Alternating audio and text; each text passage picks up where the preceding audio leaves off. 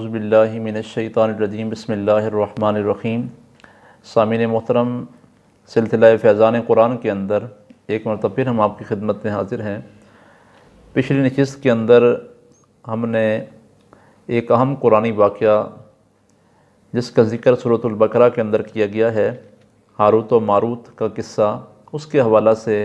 گزارشات آپ کی خدمت میں عرض کی۔ آج کی اس نشست کے اندر ہم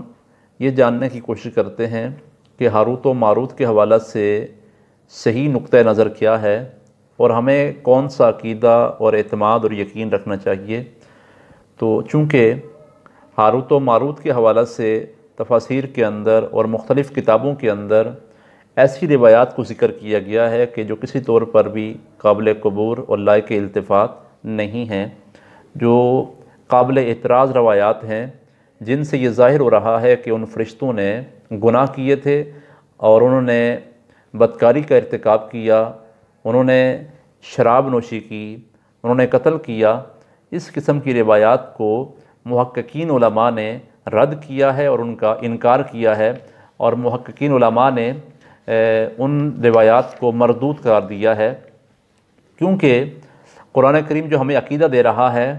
فرشتوں کے حوالہ سے، اللہ کریم ارشاد فرماتا ہے بل عباد مکرمون، کہ فرشتے مکرم بندے ہیں اللہ کے۔ اور دوسرے مقام پر رب ذوالجلال نے اپنی پاک کلام میں ارشاد فرمایا فرشتوں کے بارے میں لا یعصون اللہ ما امرہم ویفعلون ما یؤمرون، کہ فرشتے اللہ کے حکم کی نافرمانی نہیں کرتے اور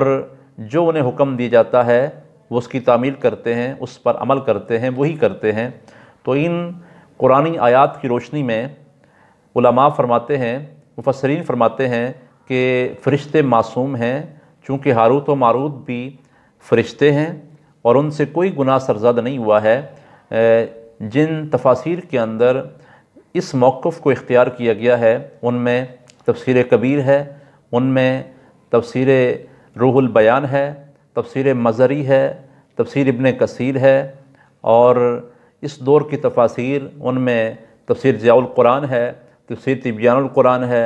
صراط الجنان ہے، تفسیر امداد الکرم ہے۔ ان تفاسیر کے اندر اس موقف کو اختیار کیا گیا ہے کہ فرشتے وہ معصوم تھے اور ان سے کوئی گناہ سرزد نہیں ہوا، بلکہ اعلیٰ حضرت عظیم البرکت رحمۃ اللہ علیہ نے بھی آپ نے بھی ایسی روایات کا انکار کیا ہے جن سے فرشتوں کی شان کے اندر ادنیٰ سی بے ادبی کا بھی شائبہ ہوتا ہو۔ اور اس کے علاوہ تفسیر اس کے اندر صراط الجنان میں قاضی عیاض رحمۃ اللہ کا یہ موقف نقل کیا گیا ہے کہ ہاروت و ماروت کے حوالے سے ایسی روایات یہ یہودیوں کی کتابوں سے اور ان کی گڑھی ہوئی باتوں میں سے ہیں۔ اور حضور ضیاء الامت رحمۃ اللہ علیہ آپ نے امام راضی رحمۃ اللہ کے حوالہ سے یہ قول نقل کیا ہے ضیاء القرآن شریف کے اندر کہ آپ نے فرمایا ہے کہ ایسی روایت جس کو محققین علماء نے مردود اور غیر مقبول قرار دیا ہے، جن کے اندر فرشتوں کے حوالہ سے ایسی باتیں کی گئی ہوں کہ جن سے یہ ظاہر ہو رہا ہو کہ ان فرشتوں نے ہاروت و ماروت نے گناہ کیا ہے۔ اور بلکہ حضور ضیاء الامت نے تفسیر روح البیان کے حوالہ سے یہ بات نقل کی ہے کہ صاحب تفسیر روح البیان نے بصد حسرت یہ لکھا ہے کہ کاش اہل اسلام کی تصانیف ایسی جھوٹی اور من گھڑت اور ایسی بیہودہ روایات سے پاک ہوتی۔ تو راجح قول کیا ہے؟ ہمارا عقیدہ، ہمارا یقین کس بات پہ ہونا چاہیے اور ہمارا نقطہ نظر کیا ہونا چاہیے کہ ہاروت و ماروت دو فرشتے تھے، اور وہ انسانوں کی آزمائش کے لیے جب جادو اور معجزہ کے درمیان کوئی فرق نہیں رہ گیا تھا تو اس وقت اللہ کریم کی طرف سے ان دو فرشتوں کا نزول ہوا جو لوگوں کی آزمائش کے لیے آئے تھے، بلکہ وہ لوگوں کو جادو کی تعلیم دینے سے پہلے یہ کہتے تھے انما نحن فتنہ فلا تکفر، کہ ہم آزمائش ہیں اور تم یہ جادو سیکھ کر، یہ جادو جان کر، یہ جادو کر کے